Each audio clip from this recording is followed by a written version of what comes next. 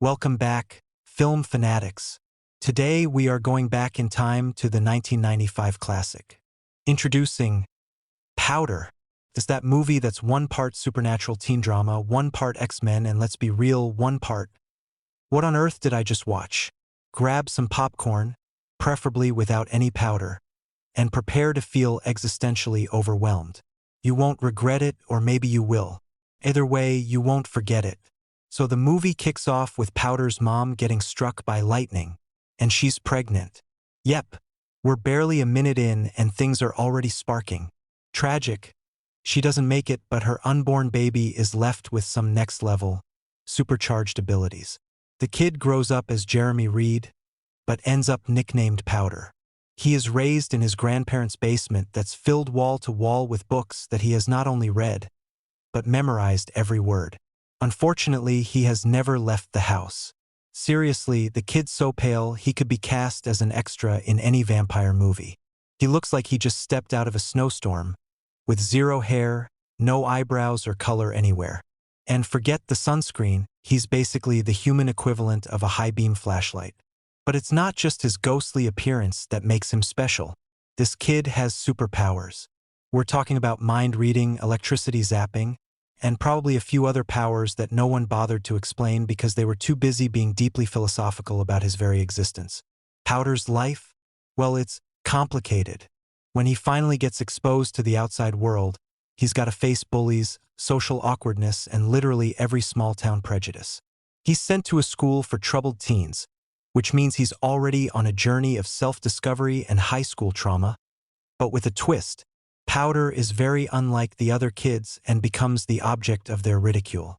While the other kids are busy getting detention for smoking behind the gym or making poor fashion choices, Powder is over here levitating pencils and making people feel super uncomfortable with his intense, soul-piercing stares.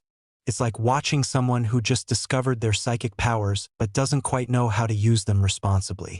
And then there's the teacher, Donald, played by Jeff Goldblum. He's the kind of teacher who's all about tough love, but he also looks like he might be a mad scientist in his off hours.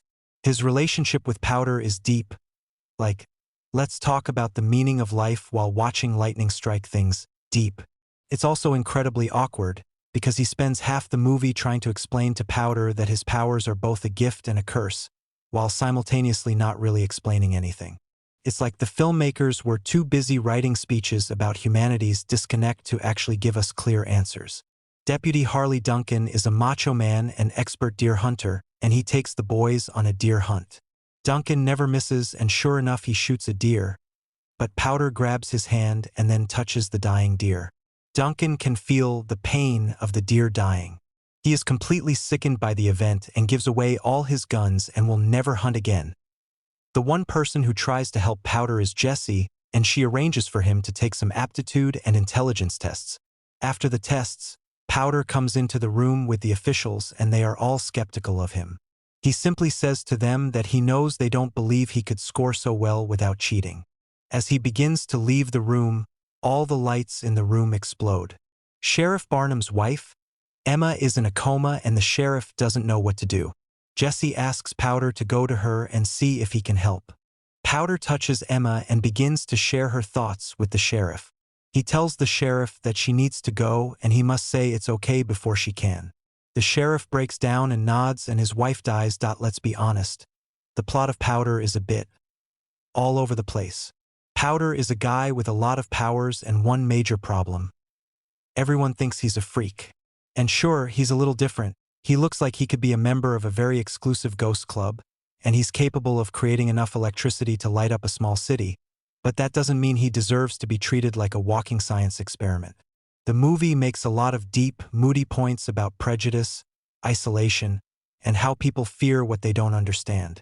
It's like the movie wants you to have a spiritual awakening, but in between all the soul-searching, you're left wondering if you're watching a superhero flick, a coming-of-age drama, or a bizarre student film project about the human condition.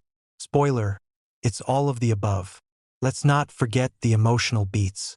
Oh boy, if you're a fan of deeply emotional, borderline absurd moments, this movie delivers. There's a scene where Powder gives this big, heartfelt speech about love and how we're all connected, and honestly, it feels like it's trying to transcend time and space. You half expect the background music to swell into some kind of gospel choir. And you can't help but feel a little guilty that you've spent the last hour and a half questioning the plot instead of basking in the life-changing messages. But hey, by the end, you might just feel like you've had a spiritual epiphany, or you might be so confused that you question your entire movie-watching existence. Either way, you're in for an experience. The ending? Well, let's just say that it's one of those. There's a big climactic moment where Powder does his whole electricity powers thing, but the film doesn't really give you the catharsis you might expect. Instead, it leaves you with a lingering sense of, wait, did I just watch a lightning-powered metaphor for alienation? It becomes increasingly clear that Powder will never fit in, and so he runs away and goes back to the house where he was raised. Jesse, Donald Ripley, and the Sheriff Barnum go after him. There is an approaching thunderstorm, and as they chase Powder into the field, the lightning strikes get closer and closer. Powder is hit by a strike and is vaporized into thin air. Suddenly, the storm stops and all is quiet. Powder is gone. If you're in the mood for a film that's the emotional equivalent of trying to solve a Rubik's Cube while being zapped by static electricity. Yes, if you're looking for a clear-cut plot and a satisfying resolution, maybe skip it and watch Back to the Future for the 90th time. But hey, if you've ever wanted to witness a man who can literally zap his way out of social awkwardness while giving off deeply weird vibes, Powder is here for you. Thank you for watching till the end. Please don't forget to like, subscribe, and drop your comments down below. See you next time.